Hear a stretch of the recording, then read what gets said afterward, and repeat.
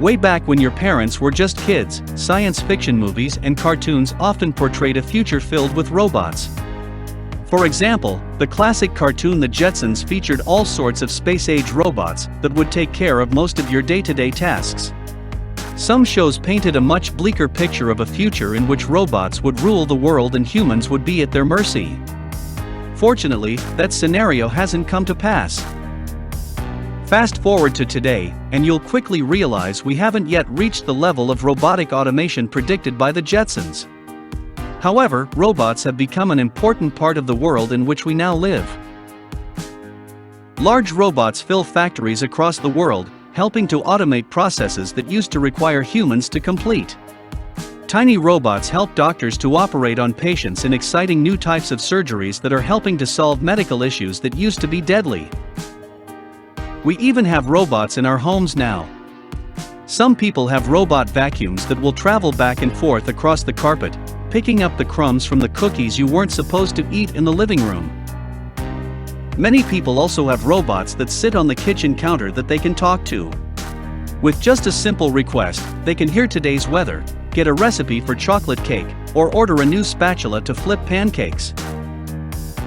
But what about those giant robots that shows like Transformers promised us?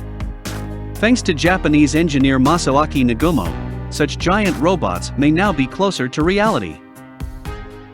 Inspired by Mobile Suit Gundam, his favorite anime series from his childhood, Nagumo built his own 28-foot-tall, nearly 5-ton robot he named LW Mananafu.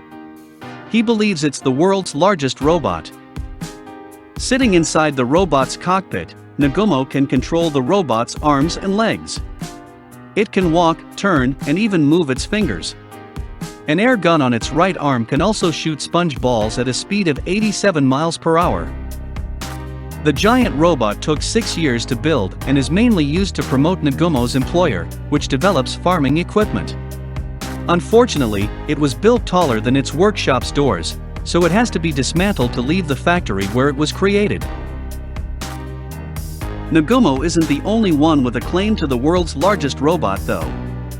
The Rio Tinto Mining Group believes its AutoHaul qualifies too.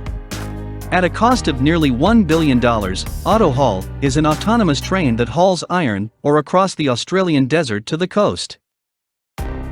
Will we see more autonomous trains in the future? It seems like it would be easy to do, since trains are on tracks and don't have to be steered. We have the technology and it can be done, but experts don't believe automating trains will be cost-effective in the long run.